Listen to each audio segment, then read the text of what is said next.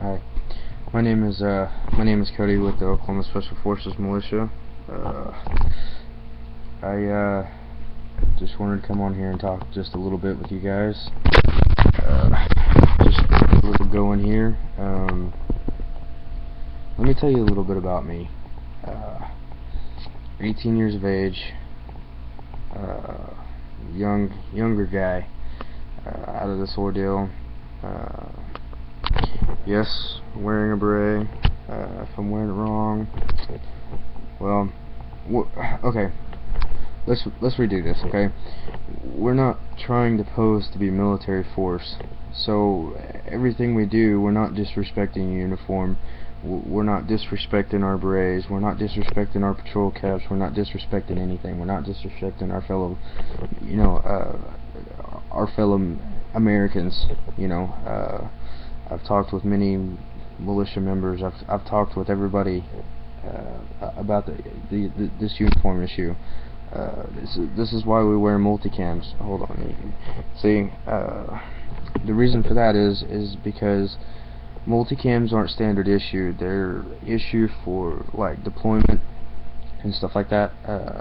So that way people don't get us mixed up as trying to impersonate military personnel, because I mean we do have some pretty expensive gear.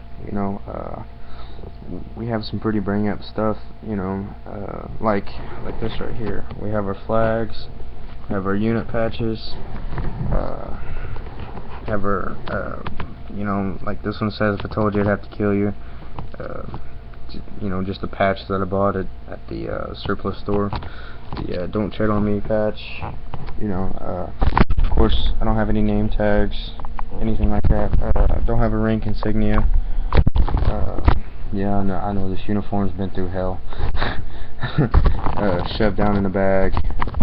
You can name it. It's happened to it. Not disrespecting, I wake up every day and I look at my rucksack and look at my backpack, and I take pride in wearing this uniform. I take pride in wearing this beret. Get that thing set back on there right. Well, how about this? How about we just take it off? There we go. I have a sense of pride in what I do, along with everybody else. We take a great sense of pride. A lot of us militia members have been ridiculed the last few days, and we've been called, terrorists. What did dumbass say? Oh, yeah, domestic terrorist. Claiming that we're domestic terrorists. We're nothing more than a pack of wahoos, pretty much. And there's the complete the opposite, man. Coming to you guys from who I am and who my guys are, we respect this. We respect each other. We respect our community. We respect everybody. We respect everybody as needed and as follows. You got to give respect to earn respect. The Westboro Baptist Church, them people can go to hell for all I care. They're the most ridiculous lying sack of crap. They lie. Don't get me started on them. I say they should be kicked out of America completely. Let's load all of them up and take them and go drop them on a freaking deserted island somewhere way the hell out in the middle of nowhere. By the way, like this video if you agree with what I just said about the Westboro Baptist Church. They come and mess with Oklahoma. Didn't last long. Me personally, I didn't get to make it. I wanted to, so bad I wanted to, but having some financial issues right now, and having some vehicle issues, and so on and so forth. But my main thing that I come and talk to you guys about is basically just giving you my insight on the whole Bundy racism. No, I don't respect what he said. It's kind of a thing that's, one side I agree, one side I don't, one side I agree, one side I don't, because if you listen to what the guy says, it's not so much racist, but what the guy says is, well, are they better off living as slaves back in the day, or are they better off living as slaves now? Because back then they had families, they loved each other, they cherished every single moment with their families, and nowadays they're living on welfare. And no offense, not being I have black family, I have black friends, and all this other stuff, but just, and I quote, this is what he had said: living on, basic summary, but living on welfare, living in government housing, and he was clearly asking if it's better off for them to be where they are now and where they were back in the day. And what's your take? You know, honestly, don't troll my page. Don't troll. I honestly want to know you guys' opinions, you men and women's opinions out there, because your opinion matters the most. And I've run into these liberals that are like, man, oh, you guys, oh, hold on, let me try to do the liberal voice. You guys are nothing but a pack of idiots and you don't know what you're doing. Well, you know, we do. We know what we're doing. We're well respectful, you know. There's vets that live in the town that I live here. You know, I've even got veterans in my ranks, you know, and one of the guys, you know, I talk to whenever I can, and he has PTSD, and you know, and I do my best to talk to the guy. You know, it's like, hey man, you know, if you ever need somebody to talk to, come to me, I'll talk to you. You know, and that goes with any of you. Yep, that's right, you, talking to you. Yep, right there, talking to you. You know, like I said, you guys can email us at any point in time, you know, and if you need help, you need financial issues, you need food, anything like that, you know, if you don't have any water in your house, you know, we've got plenty of water, you know, we don't mind pitching in and helping, you know. You guys are probably wondering about this little spot I got right here. The mosquitoes are coming out, and I've been scratching and picking at it since last night. I know I probably shouldn't, but I have been. You know, and this video is all about just getting to know who I am. You know, my name is Cody. I live in a small town near Shawnee. I'm not going to give out where I live because, well, I'm just not going to do it. I live in a small town. I'd say we probably have 2,000, 3,000 people in our community. So it's a small town, but I was born in a small town called Wellston, and I was raised in the country, and I'm a country boy by heart. You know, lived on a 7,000 acre ranch, and that's where Bundy has a small place right here. You know, he has a place in my heart because I've come from those backgrounds. I know where this guy's coming from, you know, and it's so hard for ranchers to make a living anymore because during the summer you have the droughts to worry about, the hay prices, the grain prices, the grass dies, the ponds dry. You know, there's countless times where I've had to fish dead cattle out of ponds where they've gotten stuck in the mud, not water, mud.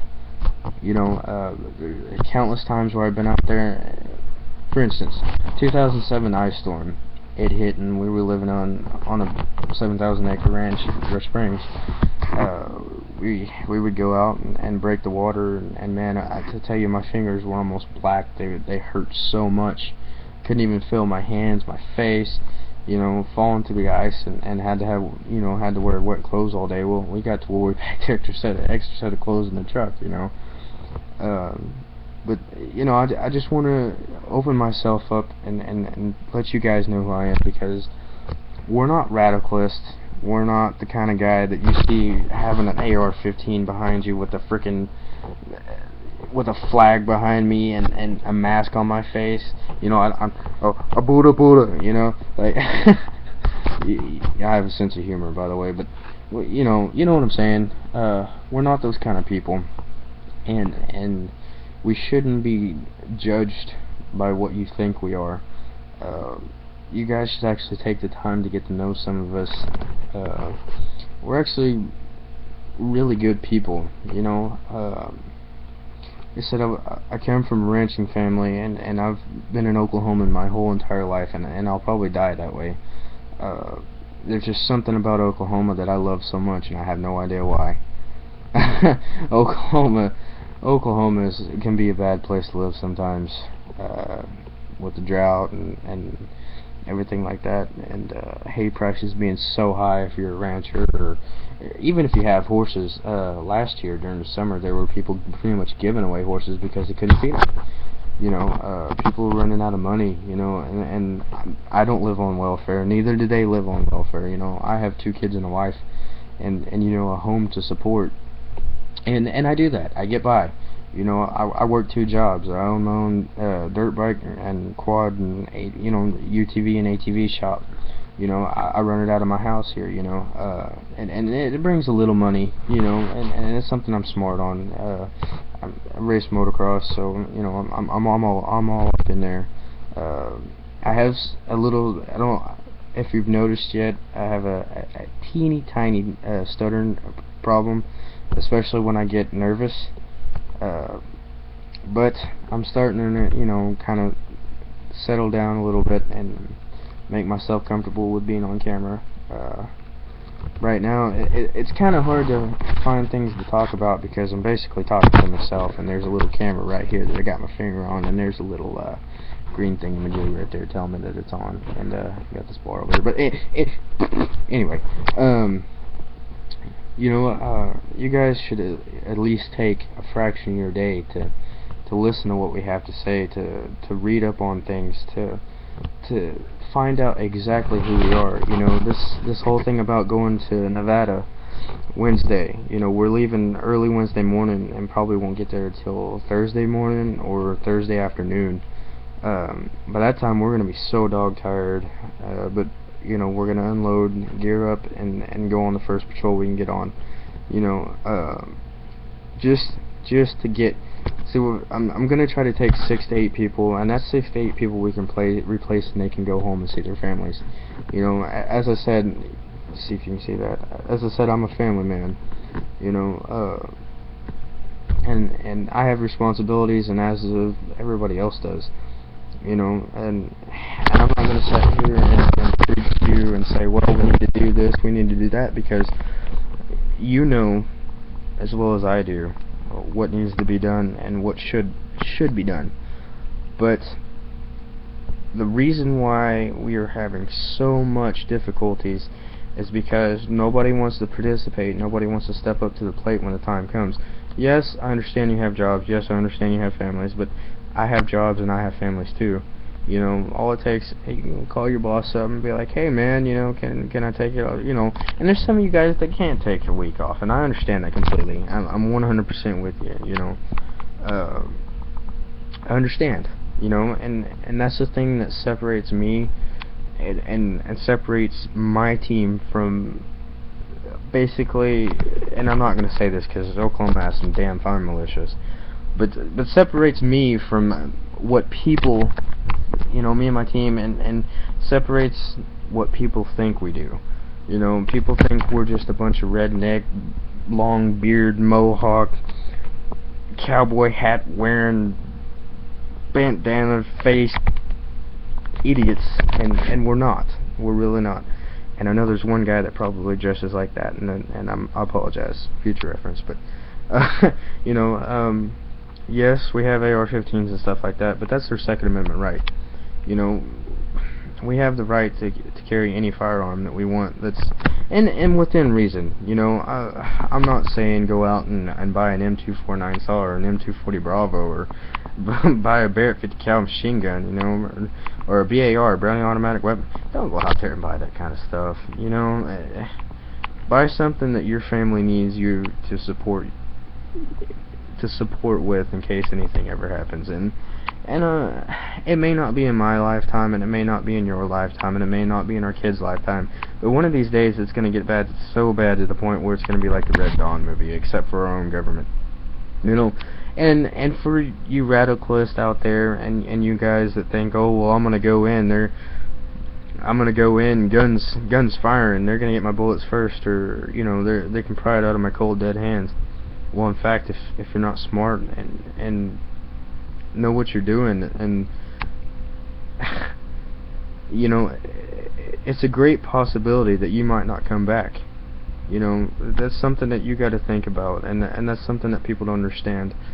You know, I sit here every night, I stay up all night long and think to myself, right now it's currently 5:35 a.m. in Oklahoma, and it's, let me check my phone, it is the 25th, April 25th, Friday.